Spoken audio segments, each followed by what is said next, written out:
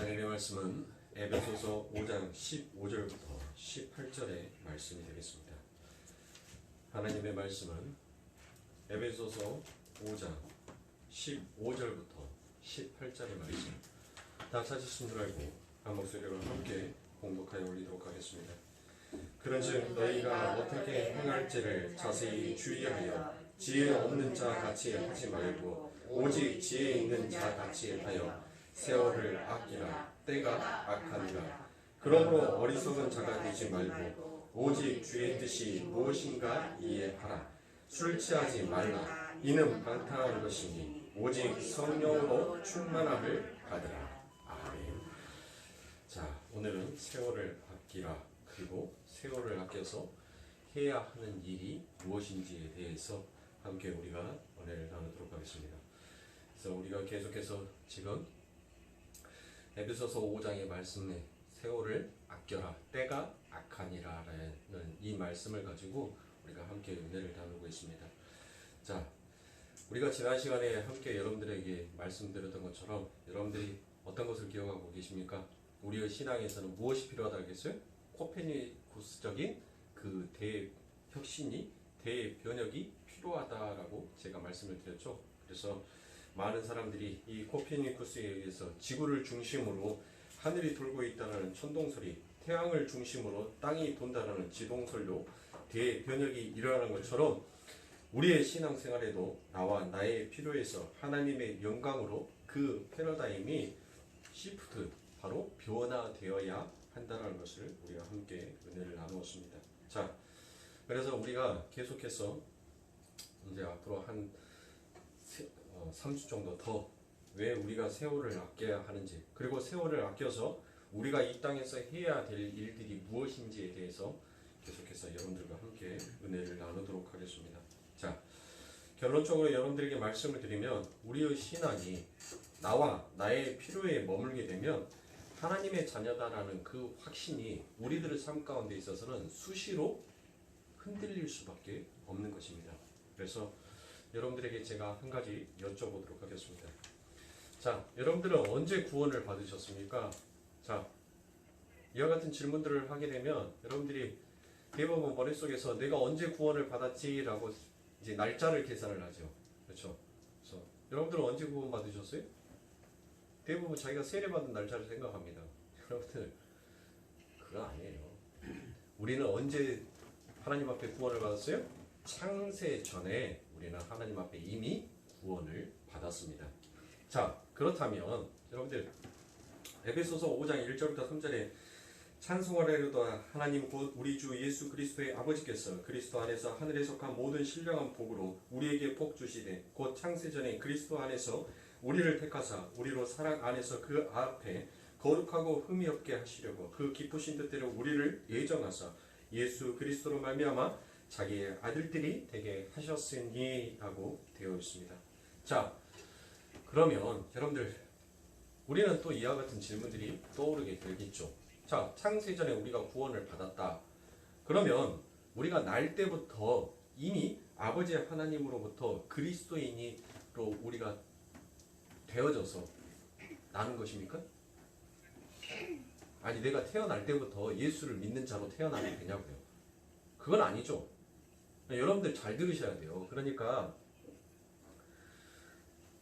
대부분 구원의 확신, 구원의 가치관, 구원의 존재의 목적이 여러분들 대부분 다 뭐로 생각하냐면 나로 여겨요. 나의 구원, 나의 천국, 나의 영광, 그것으로 여긴단 말이에요. 여러분들, 우리가 구원을 받은 목적이 뭐예요? 우리가 받은 구원의 목적은 내가 아니에요. 우리가 구원을 받은 목적은 오직 예수 그리스도의 그 구원의 확신을 이루기 위하여서 우리에게 구원이 주어진 거예요. 나의 구원이 아니에요. 나의 구원으로, 나의 천국으로 생각을 하니까 자꾸 내가 이 땅에서 무엇인가 행위를 해야 되고 그 행위를 하지 않냐면 괜히 내 삶 가운데서 뭐가 나타나는 거예요? 찜찜함이 나타나는 거예요. 자, 여러분들, 우리는 분명 에베소서 1장 3절부터 나와 있는 이 말씀처럼 우리는 분명 하나님 앞에 창세 전에 구원을 받은 자가 맞아요. 그렇죠? 그런데 우리가 이 땅에 태어났을 때 우리가 그리스도인으로 태어나는 것은 아니다라는 것입니다. 그러니까 즉 이 말은 여러분들 3대의 믿음이다, 5대의 믿음이다. 우리가 뭐 대수를 여러분들 따지지 않습니까? 대를 따진단 말이에요. 여러분들 3대가 예수를 믿어도 본인 자신이 하나님과 전혀 상관없는 자가 되면 그 자는 믿음의 가문에 반열에 들어갈 수 있는 자가 못 돼요. 아니라고요. 그 자는 창세 전에 이미 묵시 속에서 하나님의 선택을 받았을지라도 그 선택 안에 자기가 하나님께서 주어지는 그 믿음이 격발되어서 누군가의 하나님의 복음을 들려주어서 그가 예수를 나의 구주로 시인하기 전까지는 그는 하나님과 전혀 상관없는 자예요. 그러니까 믿음은 1대1 하나님과 나와의 1대1의 관계지 내 집안이 예수를 믿었다고 해서 내 자녀가 예수를 믿는 것은 아니라는 것입니다. 우리는 그것을 알아야 돼요. 그러니까 여러분들 3대의 믿음 보시라고요. 여러분들 3대의 믿음, 3대까지 믿으면 1000대까지 복을 준다라는데 그 3대가 온전하게 예수를 믿던가요? 저는 3대가 온전하게 예수 믿는 사람 못 봤습니다. 7대가 예수를 믿는 사람도 봤어요. 자기니까 7대째 예수를 믿는다라고 하는 사람도 있어요. 근데 그분이 집사님이세요. 또 굉장히 굵직굵직한 교회의 집사님이세요. 그런데 예수가 누군지도 몰라요. 예수가 왜 죽었는지도 모르고 내가 왜 죄인인지도 몰라요. 그런데 나는 예수 믿고 나는 지금 집사다 이거예요. 그런 사람들이 태반이에요. 그들은 아버지 하나님 앞에 구원과 전혀 상관없는 자라니까요. 여러분들 오직 아버지 하나님은 성령의 그 믿음에 주어짐으로 인하여서 내가 예수를 그리스도로 시인하였을 뿐이지만 여러분들 여전히 구원의 중심, 그 구원의 확신이 누구한테 있는 거예요? 예수에게 있는 것이 아니라 나에게 있단 말이에요. 나의 필요, 그것을 채워주기 위한 종교 행위를 하는 자들이 있지 신앙 생활을 하는 자들이 없다라는 것입니다. 그래서 아버지 하나님께서 교회에 진짜 알곡이 적다라고 말씀을 드리는 거예요. 자, 그러니까 우리가 날 때부터 그리스도인으로 나는 것이 아닙니다. 비록 창세전에 하나님에 의한 택함을 받았다 할지라도 각자 다른 시간과 공간 속에서 누군가에 의해 복음을 전해 들어야 우리가 구원을 받을 수 있는 것입니다. 사도행전 18장 9절부터 10절에 보면 밤에 주께서 환상 가운데 바울에게 말씀하시되 두려워하지 말며 잠잠하지 말고 말하라. 내가 너와 함께 있음에 아무 사람도 너를 대적하여 해롭게 할 자가 없을 것이니 이는 이 성중에 내 백성이 많음이라 하시더라라고 되어 있습니다. 자, 사도행전 18장 9절부터 10절에 이 말씀은 어떤 말씀입니까? 사도 바울이 2차 선교 여행 중 빌립보와 데살로니가 그리고 베레아, 아테네를 걸쳐서 드디어 이제 어디로 도착을 합니까? 고린도로 도착을 한단 말이에요. 그렇죠? 그 고린도로 도착을 했는데 누가 그 사도 바울을 환영을 해줘야 되잖아요. 아버지 하나님의 복음의 말씀을 듣고 그 복음의 말씀을 가지고 전하여서 선교 여행을 했으니까 그 사도 바울을 오히려 칭찬해주고 그를 위로하고 격려해줘야 될 자들이 지금 뭐 하는 거예요? 사도행전에 보면 여러분들 그 유대인들이 그 사도 바울이 했던 것을 회방했어요. 그리고 사도 바울을 조롱했었습니다. 사도 바울이 근심 속에 빠졌어요. 내가 지금 하나님의 일이다라고 하면서 열심히 선교 여행을 하다가 아버지 하나님의 복음의 말씀을 전하고 이렇게 돌아왔는데 나를 환영해 주기는커녕 오히려 나를 회방하고 나를 조롱하는 자들이 더 늘어나게 되더라는 것이에요. 그래서 여러분들 에레미야 선지자가 뭐합니까? 에레미야 선지자가 뭐 했어요? 가는 데마다 맨날 시험 뽑히고 빰 맞고 침뱉음 당하니까 에레미야 선지자가 뭐예요? 나 이제 안 할 거야. 왜요? 아니 그도 아버지 하나님 앞에 택함 받은 자이기도 하지만 그도 인간이었어요. 죽어라고 아버지 하나님의 일을 하면서 영광을 돌리기 위해서 이 땅을 살아가면서 걸어가는데 전부 다 자기를 환영해주고 자기를 위해서 막 이렇게 칭찬해주는 거고 자기를 격려해주고 자기에게 힘을 북돋아주는 것이 아니라 아니 가는 데마다 뺨을 맞고 가는 데마다 시험을 뽑힐 정도로 그렇게 찬밥 대접을 받았단 말이에요. 그러니까 에레미야가 어땠어요? 나 이제 안 할 겁니다. 나 하나님 복음 안 할 거예요. 그런데 에레미야가 뭐라고 말을 해요? 이놈과 하나님의 복음을 안 전하니까 내 입이, 내 가슴이 지금 막 터져버릴 것 같아요. 용광로가 지금 곧 터지기 일보 직전인데 그것을 위해서 꾹 누르고 있는 것과 똑같다라고 그렇게 표현을 해요.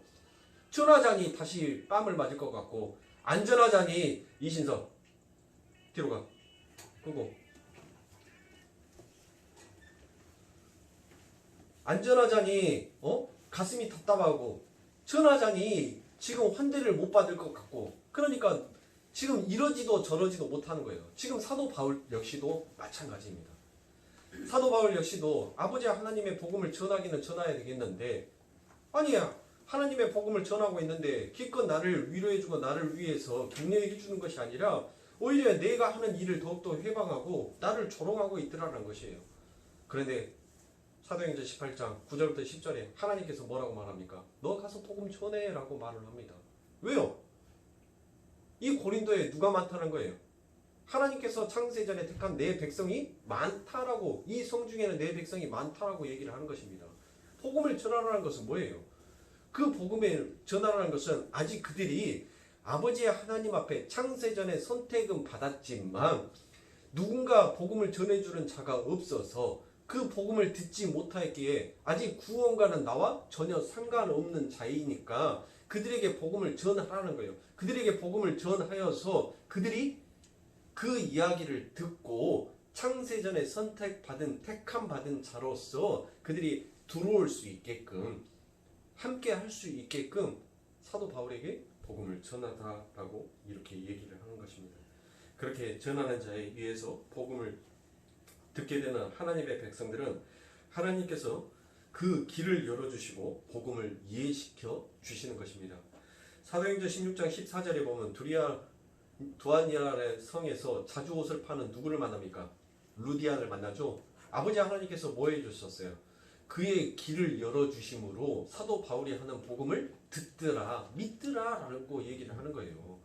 그러니까 창세전에 선택받은 자만이 하나님께서 뭐를 열어주셔요? 복음을 전한 자를 통하여서 그 길을 열어주시더라, 그 눈을 뜨게 하여 주시더라는 것이에요. 그러면 창세전에 선택받지 못하는 자들은 뭐합니까? 여전히 그들은 듣지 못하고 알지 못하더란 것이에요. 보지 못하더란 것입니다. 자, 그래서 그리고 나서야 비로소 창세전에 택함받은 하나님의 백성은 거듭나게 되는 것입니다. 이것을 우리는 예정론이다라고 얘기합니다.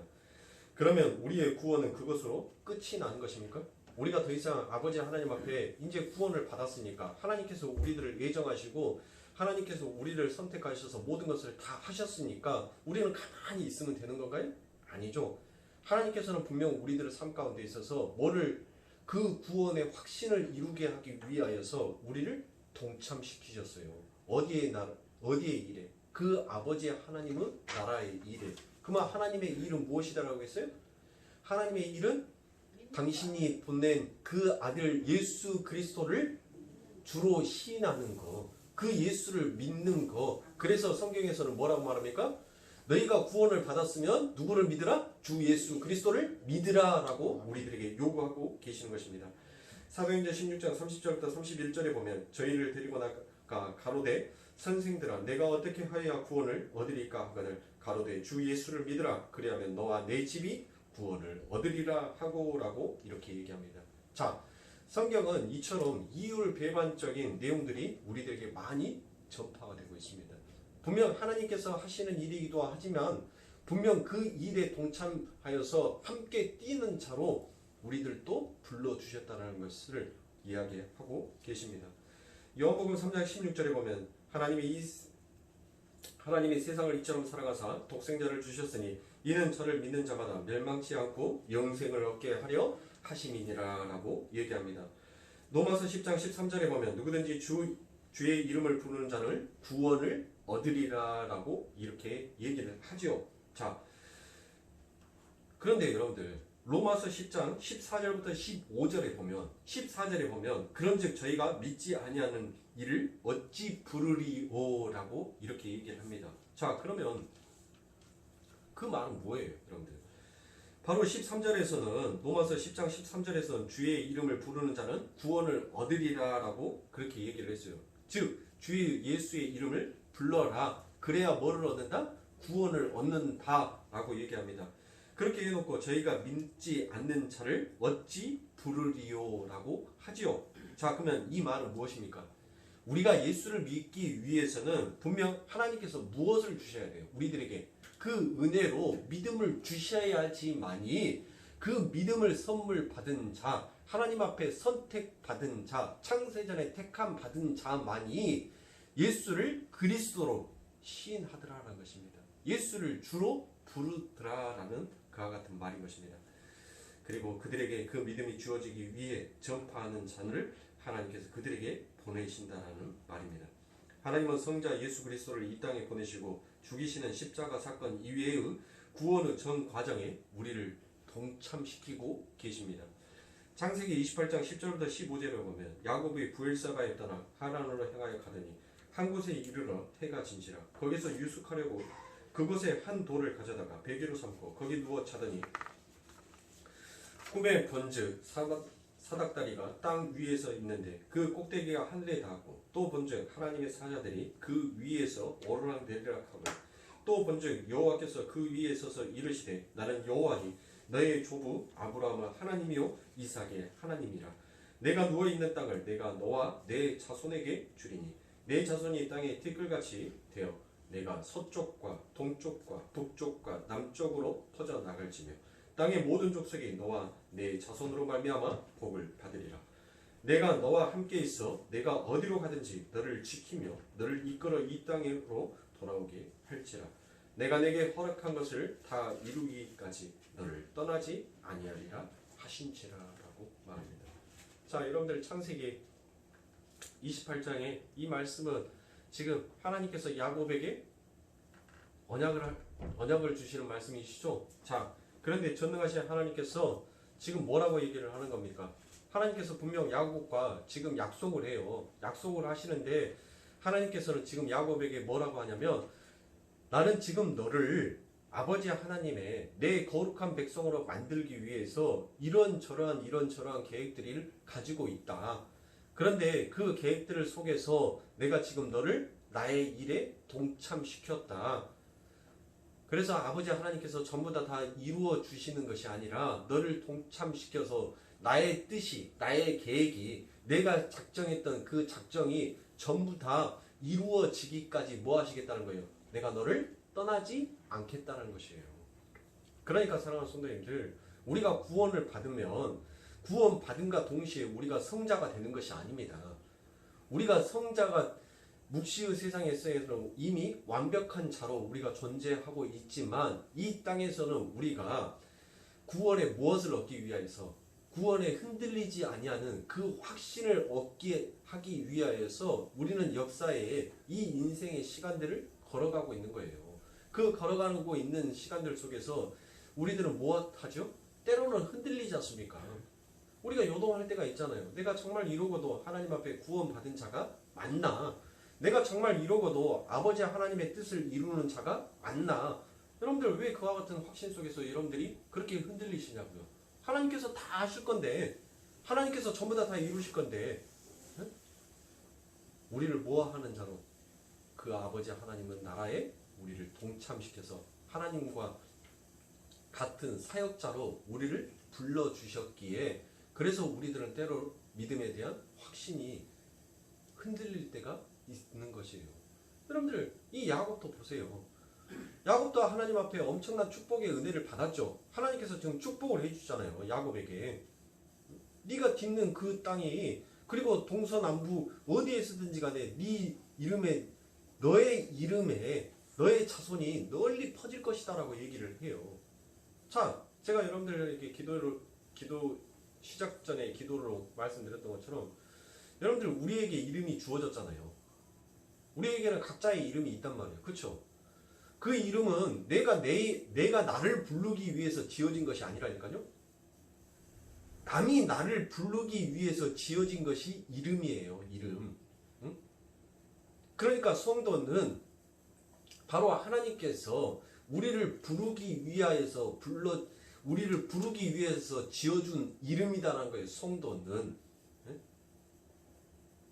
그런데 이 야곱이 아버지 하나님 앞에 그와 같은 축복을 받고 언약을 받았음에도 불구하고 그 야곱의 인생을 보십시오.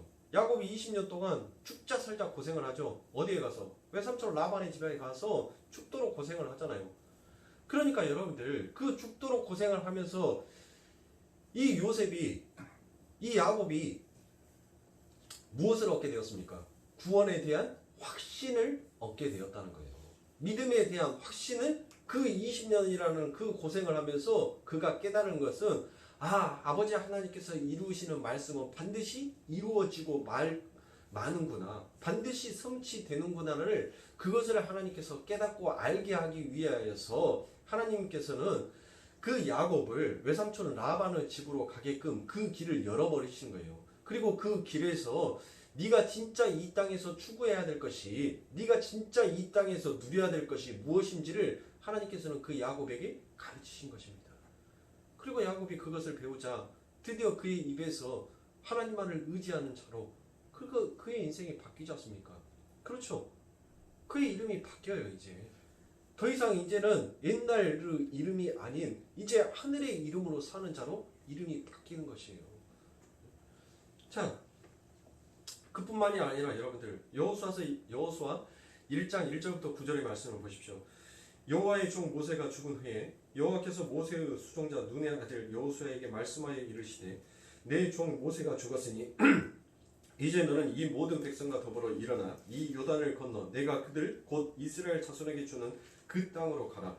내가 모세에게 말한 바와 같이 너희 발바닥으로 밟는 곳은 모든 내가 너희에게 주었느니 곧 광야와 이 레바논에서부터 큰 강 유브라데 강까지 해쪽 속의 온 땅과 또 해지는 쪽 대해까지 너희의 영토가 되리라. 내 평생에 너를 능히 대적할 자가 없으리니 내가 모세와 함께 있었던 것 같이 너와 함께 있을 것이니라. 내가 너를 떠나지 아니하며 버리지 아니하리니 강하고 담대하라. 너는 내가 그들의 조상에게 맹세하여 그들에게 주리라 한 땅을 이 백성에게 차지하게 하리라. 오직 강하고 극히 담대하여 나의 종 모세가 내게 명령한 그 율법을 다 지켜 행하고 우로나 좌로나 치우치지 말라. 그리하면 어디로 가든지 형통하리니 이 율법책을 내 입에서 떠나지 말게 하며 주야로 그것을 묵상하여 그 안에 기록된 대로 다 지켜 행하라. 그래야면 내 길이 평탄하게 될 것이며 내가 형통하리라. 내가 내게 명령한 것이 아니냐. 강하고 담대하라. 두려워하지 말며 놀라지 말라. 내가 어디로 가든지 내 하나님 여호와가 너와 함께 하느니라 하시니라 라고 되어 있습니다. 자, 여러분들 하나님께서 여호수아에게 약속하시는 장면입니다. 그런데 여기에서 이 약속의 장면 속에서도 하나님은 그 여호수아를 아버지 하나님께서 작정해 놓으신 그 작정의 계획 속에 지금 여호수아를 뭐예요? 불러들이고 있어요. 야 여호수아야, 이제 가나안에 12정탐꾼을 보냈단 말이에요. 그런데 그곳에 갔더니 우리는 그들에게 비하니까는 뭐와 같다? 메뚜기와 같다라고 하면서 그들이 벌벌 떨었어요. 그런데 여호수아에게 아버지 하나님께서 뭐 하시겠다는 거예요? 내가 너 승리하게 해줄게. 너 강하고 담대해. 너 이곳까지 온 것은 네가 그렇게 어떤 능력이 있어서 여기까지 온 것이 아니야. 내가 너희들을 이끌었기에 너희들이 이곳까지 오게 된 것이다 라고 하나님께서 말씀하십니다. 그러니까 하나님께서 뭐예요? 야, 저기 눈앞에 보이는 저 가나안, 내가 너 여기 가만히 서 있어? 내가 저거 가져다가 네 앞에 줄게 라고 말씀하지 않으셨다니까요. 하나님께서는 너 가서 싸워서 그거 네가 쟁취해 뺏어와 라고 합니다. 너희가 그것을 싸우기 위해서 네가 발을 딛고 그들과 전쟁할 때 뭐 하겠다는 거예요? 하나님께서 내가 너와 함께 해주시겠다는 거예요. 내 뜻이 이루어지기까지 계속 나는 너를 떠나지 아니하고 너의 곁에서 너를 지키겠다는 것입니다. 그래서 하나님을 대적할 자가 아무도 이 세상에는 없지 않습니까? 그러니까 여호수아에게 뭐라는 거예요? 내가 너와 함께 있어주니까 너는 어떠한 전쟁에서든지 간에 너는 패하는 자가 아니라 승리하는 자가 될 것이라는 것이에요.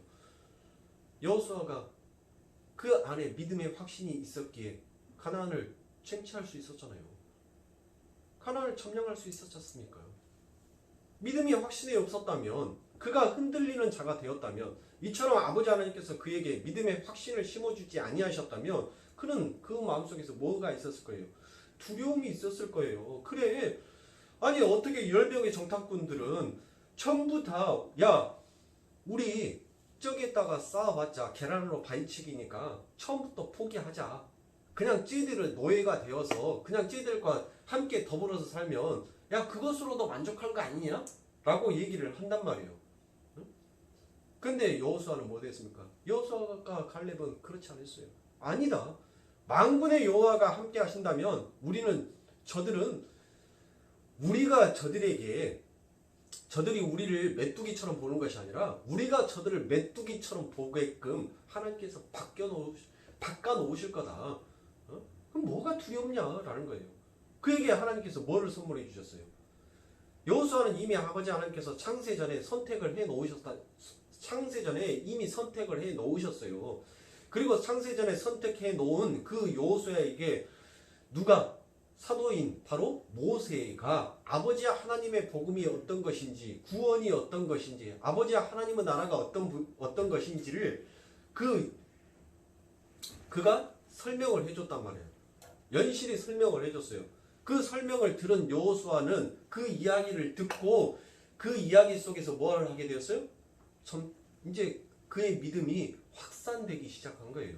확실해지기 시작한 거예요. 그런데 아버지 하나님께서 거기에다가 믿음을 더 하시더라는 것이에요. 그러니까 그가 흔들리지 아니하고 이제 하늘의 장수로서 전진 해 나아가더라는 것입니다. 이처럼 보세요. 우리는 이미 아버지 하나님께서 창세 전에 우리를 선택하여 주셨어요. 하나님께서 이렇게 창세 전에 선택을 하여 주시고 우리가 엄마 뱃속에서 응애하고 태어날 때부터 주여 라고 하지 않았다니까요. 그렇죠? 우리가 인생을 살아가다가 어떤 시간과 공간 속에서 누군가가 예수 그리스도의 복음을 전파하는데 어느 날 갑자기 그 예수 그리스도의 전하는 그 복음이 나의 귀에서 들리더라는 것입니다. 나의 눈에 이상한 환상처럼 무엇인가 보이더라는 것이에요. 그래서 내 마음속에서 뭐예요? 믿어볼까? 가볼까? 들어볼까? 그래 저들이 도대체 뭐라고 저렇게 떠드는지 한번 드러나 보자. 아니 알아야 면장을 하지. 아니 모르고서 어떻게 저들과 얘기를 할 수 있냐. 그 마음속에서 우리가 한 발짝 뛰었는데 그 한 발짝 띄므로 인하여서 그 자리에서 성령이 임하여 버리니까 뭐예요? 하나님께서 네가 나의 성전 안에 들어오기 전까지는 네 마음대로 네가 네 젊었을 때는 네 마음대로 돌아다니려고 네 혼자의 그 젊음에 이 세상에 혈과 육의 띠를 메고 너는 이 세상을 살아왔지만 네가 내 발 앞에 아버지 하나님의 나라에 한 발짝 내디딘과 동시에 하나님께서 뭐를 벗겨버린 거예요? 너의 혈과 육을 벗겨버린 거예요. 그리고 하나님께서 밖에서 성령으로 띠를 띄우시고 이제 끌고 가버리신 것입니다. 그렇게 끌려가다 보니까 여러분들 지금 여기까지 온 거예요. 네? 그러니까 여러분들 축복인 것이에요. 축복. 복 받은 것이에요. 우리들. 자, 이처럼 여러분들 우리가 이 믿음 아버지 하나님께서 주시는 아버지 하나님께서 창세전에 선택하여 주셔서 우리들에게 부어지는 이 믿음으로 인하여서 내가 이 자리에서 하나님을 찬양하고 하나님을 경배하며 하나님의 이름을 부르짖으라는 것입니다. 그런데 여러분들이 지금까지 오면서 흔들리지 아니하는 믿음이 있었습니까? 시험 들지 아니하는 믿음이 있었습니까? 여러분들이 시험 들었어요. 내가 흔들릴 때가 많았었어요. 눈에 보여지는 것들로 인하여서 내가 괜시리 내 마음이 상하여서 그냥 아버지 하나님의 품을 떠나고 싶을 때도 있었어요. 그리고 또 하나님의 품을 잠시 떠났다가 되돌아오는 자들도 있었습니다. 아니 왜 그들에게 아버지 하나님께서는 구원을 은혜의 선물처럼 주시고 그들의 삶 가운데 있어서 그렇게 방황하는 시간들을 만들어 놓으시냐고요.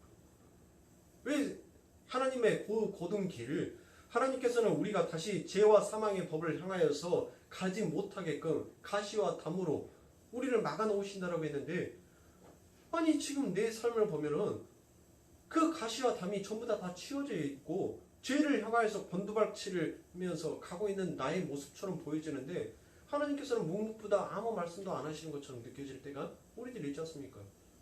그러면서 여러분들 때로는 그 죄 속에서 내가 이러고도 정말 아버지 하나님의 자녀일까? 내가 이러고도 정말 아버지 하나님은 그 천국에 들어갈 수 있을까? 라는 때로는 그와 같은 믿음의 흔들림이 여러분들을 사로잡고 여러분들에게 두려움으로 언습하여 올 때가 있지 않았습니까? 여러분들 제가 말씀드렸던 그 종교개혁자 루터도 죽기 3개월 전에 그가 그 책에다가 기록하여 놓은 것이 내가 정말 하나님 앞에 구원받은 자가 맞을까? 내가 과연 진짜 죽어서 하나님의 나라에 내가 입성하는 하나님의 참된 백성이 맞을까라고 그가 자기의 믿음 앞에서 흔들렸어요. 뭘 루터뿐만이 아닙니다. 여러분들 찰스 스펄전 목사님 대단한 목사님이시죠. 찰스 스펄전 목사님도 그의 저서에서 뭐라고 기록을 해놓은지 아십니까? 내가 하나님 앞에 이렇게 이용만 당하다가 나 결국 지옥 가면 어쩌지? 라고 그렇게 자기에게 의문스러운 말을 했다니까요. 여러분들 그분들이 하나님을 몰라서 그렇게 말을 했겠어요? 그들은 하나님을 위하여서 자기의 일평생을 바쳤던 사람입니다. 찰스 스펄전 목사님 같은 경우는 왜 주일이 한 번밖에 없냐? 일주일 내내가 주일이었으면 좋겠다. 나는 하나님의 말씀을 내 입에서 달고 사는 것이 너무나도 행복하다. 한시라도 하나님의 말을 뱉지 아니하면 나는 너무 괴로워서 못 견딜 것 같다. 뭐가 괴로운 거예요?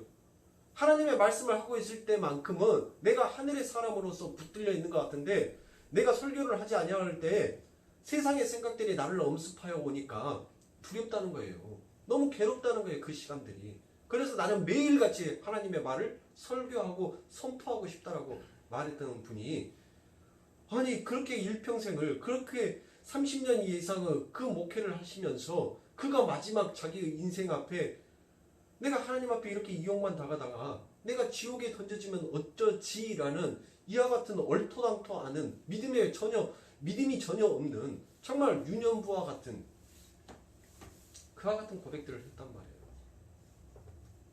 자, 여러분들 이처럼 이 역사에 우리 종교의 선배들은 그렇게 흔들리는 믿음 속에서 있었는데 하물며 우리는 어떻겠습니까? 여러분과 저는 어떻겠어요? 얼마나 많이 흔들리겠습니까? 얼마나 세상의 많은 것들로 우리의 믿음이 정말 확신이 쓰지 아니하고 때로는 모든 것들을 좌절 가운데 내려놓고 싶어버릴 정도로 그 하나님을 진짜 하나님이 일하고 계실까? 그 하나님을 신뢰하지 못하고 살아갈 때가 얼마나 많냐고요. 우리는 더 그하겠죠. 그렇죠. 그래서 그러한 의심은 우리의 신앙생활을 통하여서 우리 아버지 하나님께서 이 역사의 인생의 길을 펼쳐 놓으신 것입니다. 못하기 위하여서 조금씩 그 의심스러운 그 믿음의 흔들림을 하나님께서 씻어내기 위하여서 그리고 담대하고 강하게 이 여호수아처럼 그 아버지 하나님의 나라를 정복할 수 있는 자로 하나님께서 우리들을 세우시기 위하여서 필요한 것이 이 역사의 인생의 시간인 것입니다. 그래서 사도 바울이 얘기하는 거예요. 세월을 아껴라라고 얘기합니다. 너희들이 지금 해야 할 일은 너희들의 믿음의 확실한 구축을 하기 위하여서 더 이상 좌로나 우로나 흔들리지 아니하는 그 믿음의 반석이 되기 위하여서 너희들 지금 고군분투에도 부족할 판에 이 세상의 헛된 것을 향하여서 너 그 귀한 시간을 낭비하며 그렇게 그 세상 썩어질 양식을 향하여서 너희들이 그렇게 그것에 너희들에게 주어지는 그 믿음이 어떠한 것인지 은혜가 어떠한 것인지 깨닫지 못하고 그곳에 헛군대에 있다가 시간을 보내서야 되겠느냐라고 이야기를 하는 것입니다. 그래서 우리에게 인생이라는 시간이 필요한 것입니다. 그러니까 우리에게 주어진 이 땅의 삶은 바로 아직 복음의 소식을 듣지 못한 창세전에 택함을 받은 하나님의 백성들에게 그 복된 소식을 삶으로 입으로 전달하기 위해서 우리들에게 주어지는 시간이며 우리가 하나님께 받은 구원을 점점 명확하게 깨닫고 그 구원을 값없이 허락하신 하나님께 감사하며 그 감사로 말미암아 그들의 성품과 인격이 하나님의 뜻에 합당한 자로 점차 바뀌어가는 다시 말해 거룩과 성령 충만과 하나님의 영광을 향해 걸어가도록 우리들에게 주어진 시간이다라는 것입니다. 그게 우리의 삶의 의미이며 목적이라면 우리가 우리에게 생명이라고 이름을 주어주신 그 귀한 시간을 아껴야 하는 자가 마땅한 것입니다. 그래서 다시 한번 정리하여서 여러분들에게 말씀을 드리면 입으로 삶으로 하나님의 복음을 우리는 전하는 자로 세워져야 합니다. 그리고 내가 구원을 받은 자라는 사실을 점점 확실하게 깨닫고 지금은 이렇게 자주 흔들리지만 흔들리지 않는 믿음 위에 굳게 서는 자로 지어져 가는데 우리의 시간을 사용해야 하는 자가 맞는 것입니다. 그래서 시몬아 바요나 네가 복이 있도다. 우리 예수님께서 그 베드로 가장 아끼는 그 수제자인 베드로에게 하나님께서 축복을 하시죠. 내가 너를 이제 뭐 하겠다? 반석 위에 내가 너를 세우리라 라고 말씀하십니다. 여러분들 반석 위에 세워진 것은 절대로 흔들리지가 않아요. 그 베드로는 뭐 했습니까? 예수님과 함께 그 구원의 여정, 그 믿음의 시간들을 걸어가면서 여러분들 얼마나 예수님과 가까이 있었어요. 항상 예수님께서 그 베드로를 항상 옆에다 달고 다녔다니까요. 그림자처럼 달고 다녔던 게 베드로였어요. 근데 여러분들 보세요. 그 베드로가 그 아버지 하나님의 말씀, 그 하나님의 역사의 인생을 같이 동역자로 동반자로 지금 같이 걸어가지 않습니까? 같이 걸어가는 그 베드로가 결국은 뭐예요? 얼마나 많이 믿음이 흔들립니까? 뭘로? 눈에 보여지는 것들로 그의 믿음의 확신과 그의 믿음의 두려움 속에서 그리고 그의 믿음의 의심 속에서 그가 살아가지 않습니까? 당신의 스승이 죽는다고 하니까 안 됩니다라고 그 길을 막았었다니까요. 진짜 믿음의 구원의 확신이 있던 자라면 주여 당신의 뜻대로 하지 마옵시고 하나님의 뜻대로 하시옵소서, 그 길을 가시옵소서라고 해가는 자가 되어야 되는데 여러분들 오히려 그 길을 막았어요. 당신 그렇게 허망하게 죽으면 안 돼. 나에게 인생에 무엇인가 한 자리 딱 하니 주고 내가 이 세상에서 먹고 살만한 거, 내가 이 세상에서 인기와 내가 이 세상에서 명성과 내가 이 세상에서 권력과 힘을 누릴 수 있는 그와 같은 거 만들어 놓고 죽어야지. 당신 그렇게 허망하게 죽는다고? 안 돼. 죽지 마. 당신 죽이려고 하는 자 내가 다 막아버릴 거야 라고 얘기를 해요. 그게 우리다란 거예요. 하나님 앞에 창세전에 구원을 받았는데 여전히 그 구원의 목적이 예수가 아니라 바로 나한테 있더라는 것이에요. 그러니까 자꾸 그 예수가, 그 하나님이 나의 필요, 나의 어떤 것을 채워주는 하나님, 그 필요를 채워주지 못하는 하나님은 무능력한 하나님. 그래서 그 하나님은 당신은 죽지 마. 당신은 그렇게 죽으면 안 돼. 당신은 지금 살아있을 때 그 능력 발휘했던 것처럼 그 능력으로 내게 빨리 지금 나에게 부어줘. 나의 욕심, 나의 욕망 빨리 채워주란 말이야. 전부 다 그곳에 혈안이 되어서 살아가고 있어요. 죽어야 사는데, 죽어야 진짜 복을 누릴 수 있는데 전부 다 그 믿음의 구원의 확신을 받았음에도 불구하고 전부 다 예수가 죽는 그 길을 막고 서 있더라는 것이에요. 근데 진짜 죽음이 오니까 뭐 합니까? 나 몰라라 하고 다 뒤로 다 도망가요. 두려워서 다 도망가더란 것이에요. 네? 그러니까 우리의 인생에 필요한 시간은 바로 그겁니다. 그렇게 내 자신이 그 아버지 하나님의 말씀 앞에서 세상에 낱낱이 폭로가 돼야 돼요. 나의 믿음 없음이 폭로가 돼야 돼요. 내 안에 하늘의 나라를 소망하는 자가 아니었다는 것을 폭로가 돼요. 내 안에 나는 여전히 예수를 사랑하는 자로, 하나님을 사랑한다라고 거짓된 연극만 하고 있었던 자로 이 세상 가운데 폭로가 돼야 돼요. 그렇게 폭로되어서 내가 거반 죽게 생겼을 때 하나님께서 무엇하셔요? 나를 살려주시고 나를 불러내신 거예요. 그리고 나를 불러내셔서 하나님께서 드디어 그 성령을 우리들 안에 부어 넣으시고 그 성령을 부어 넣으심으로 인하여서 더 이상 좌로도 우로도 치우치지 아니하는 믿음의 확고한 자로 우리를 변화시켜 주시는 것입니다. 베드로가 보세요, 여러분들. 성경에 먼 인물들 찾지 마시고 여러분들 베드로만 보시라고요. 여러분들 분명 아버지 하나님께서는 하나님께서 우리들을 그 아버지 하나님께서 원하시는 장성한 분량으로 우리들을 분명히 자라게 하실 것입니다. 그런데 그 자라게 하는 것에 있어서 우리를 하나님께서 뭐 하시더라? 동참시켜 놓으시더라는 것입니다.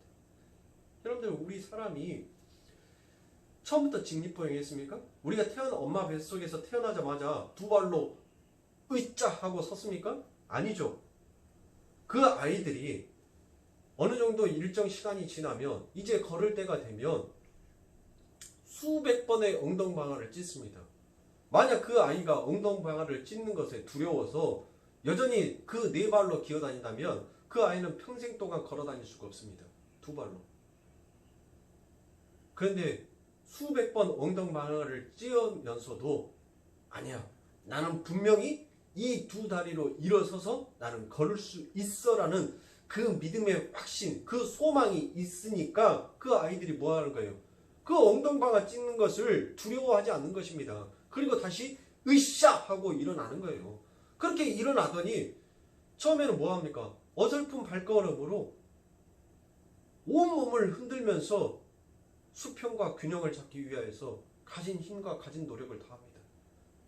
그렇게 해서 조금씩 연습하더니 이제는 그 한 발 떼기도 힘들었던 그 아기가 이제는 달리기 시작하는 거예요. 우리들에게는 여러분들 이처럼 아버지 하나님께서 분명히 우리를 성장시켜 놓을 것은 맞습니다.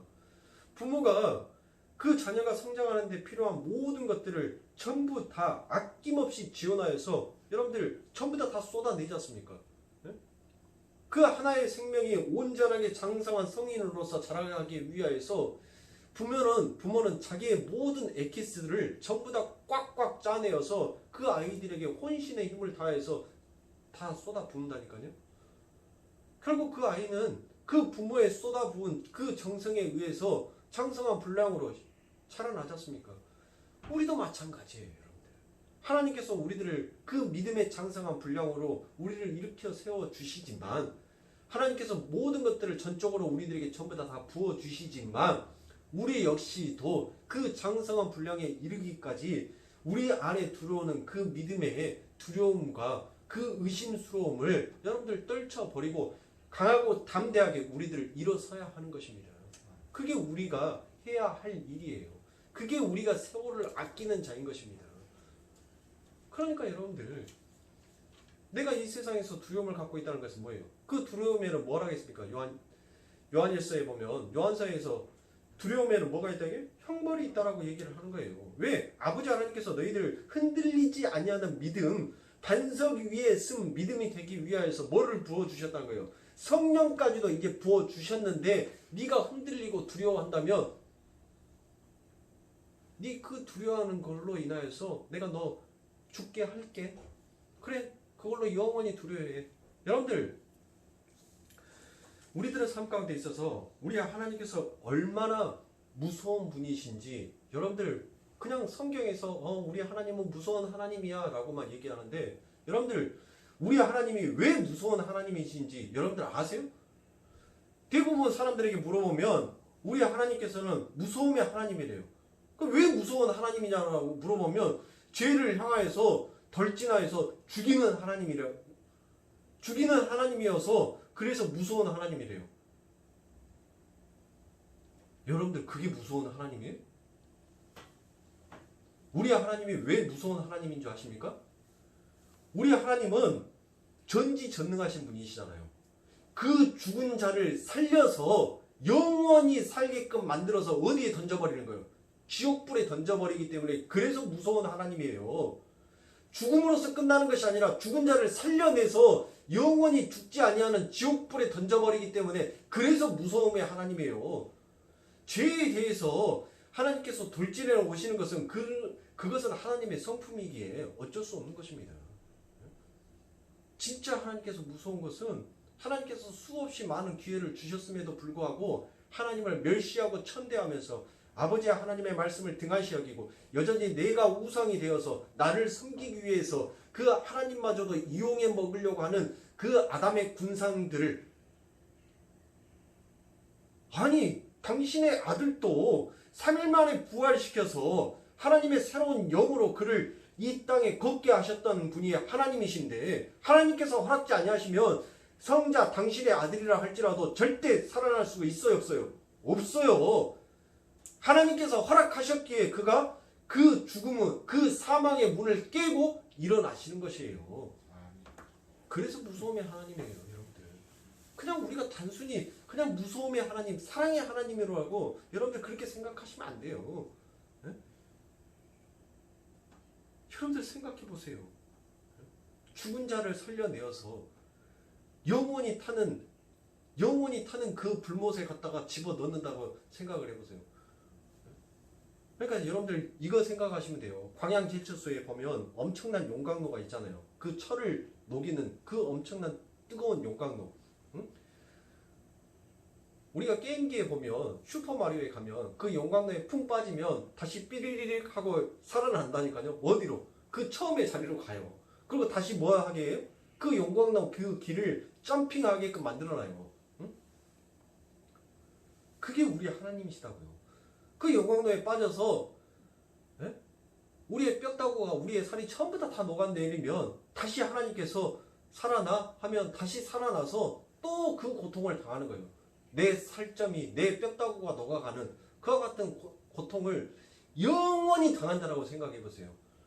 포항제철소에 있는 그 용광로의 그 물 안에 내가 빠졌다가 살아났다, 빠졌다 살아났다를 영원히 해본다라고 생각해 보세요. 여러분들 끔찍하지 않으세요?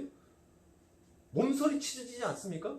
아니 가스불에 삼겹살 구다가 기름기 한 방울만 내 살에 튀어도 아 뜨거! 라고 이렇게 얘기를 하는데, 비교가 안 되는 철덩어리를 녹여버리는 그 뜨거운 불에 영원히 죽지 아니하고 그 일을 평생 동안 영원히 반복한다라고 생각을 해보세요. 얼마나 끔찍합니까? 그게 우리 하나님이에요. 인정이 없으세요. 우리 하나님께서 다시 한번 내가 이 땅에 심판주로 올 때는 내가 호리만큼 먼지만큼 용서치 않겠다라고 우리 하나님께서 말씀하시잖아요. 너희들한테 그 시간 충분히 허락하고 충분히 줬다는 거예요. 여러분들 이 말씀이 여러분들에게 다가온다면 우리가 오늘 새벽기도 때 봤던 빌립보서 2장 12절의 말씀처럼 우리는 뭐 해야 돼? 두렵고 떨림으로,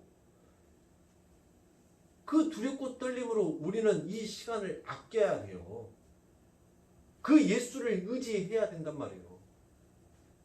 나의 믿음이 나의 구원이 취소될까봐 두렵고 떨림이 아니라 나에게 주어지는 이 시간, 이 귀중하고 이 귀한 시간을 내가 허투루 보내어서 하나님의 영광을 가리우는 자로 내가 살아가지는 않을까라는 그와 같은 마음으로 우리는 하루하루를 살아가야 하는 것입니다. 그래서 아버지 하나님께서는 히브리서 6장 11절부터 12절에 우리가 간절히 원하는 것은 너희 각 사람이 동일한 부지런을 나타내고 끝까지 소망의 풍성함에 이르러 게으르지 아니하고 믿음과 오래 참음으로 말미암아 약속들을 기업으로 받은 자들을 본받는 자 되게 하려는 것이니라라고 얘기합니다. 그래서 여기서 히브리서 6장 11절에 보면 소망의 풍성함이라고 되어 있는 것이 바로 헬라어로 플레노 포리안 테스 에피도스입니다. 그러니까 소망의 풍성함이라는 것은 바로 소망의 확실함이라는 그와 같은 뜻이 이 안에 담겨져 있습니다. 그러니까 우리는 부지런히 구원의 확신을 향해 손발을 움직여서 그곳에 도달해야 한다라는 것입니다. 히브리서 10장 22절에 보면 우리가 마음의 뿌림을 받아 양심의 악을 깨닫고 몸을 맑은 물로 씻었으니 참 마음과 온전한 믿음으로 하나님께 나아가자라고 되어 있습니다. 여기서 온전한 믿음이다라고 되어 있는 것이 바로 헬라어 플레오 포리아 피스투스입니다. 바로 확실한 신뢰라는 이야기인 것입니다. 그러니까 우리는 확실한 신뢰, 확신을 갖고 하나님께 나아가야 한다는 것을 가질 수 있는 것입니다.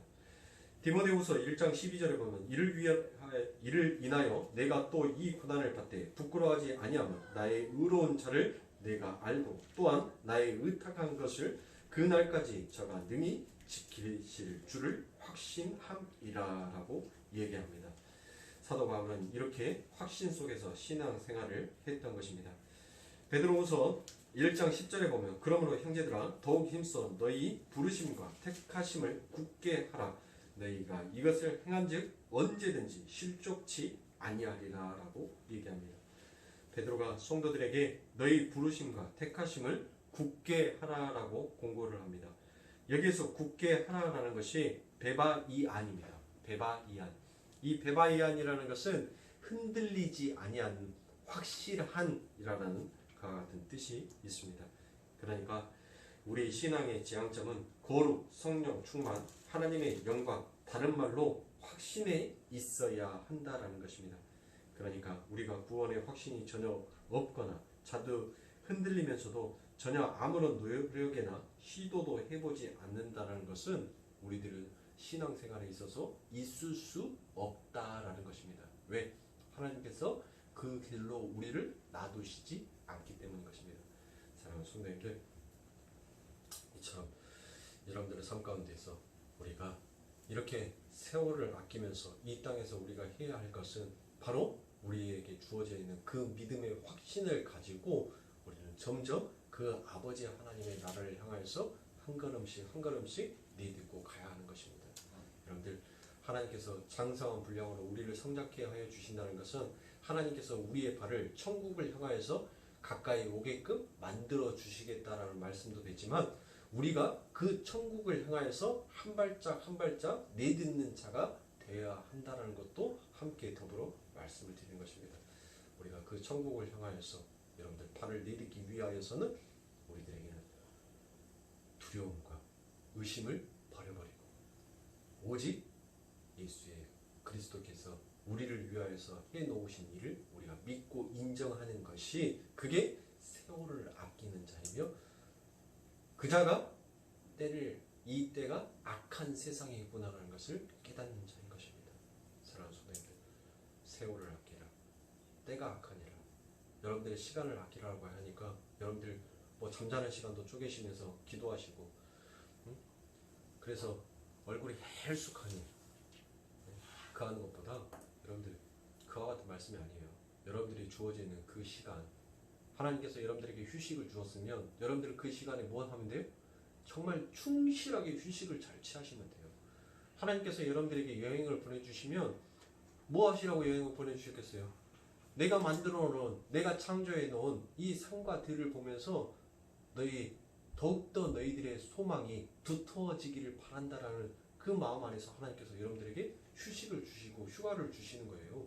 그러니까 여러분들은 주어지는 그 시간에 최선을 다해서 살면 되는 거예요. 여러분들의 위치에 서서 내가 해야 될 본분을, 내가 해야 될 일을 뒷전으로 밀어버리고 엉뚱한 일을 하는 것이 그게 세상을 허망하게 보내는 자인 것입니다.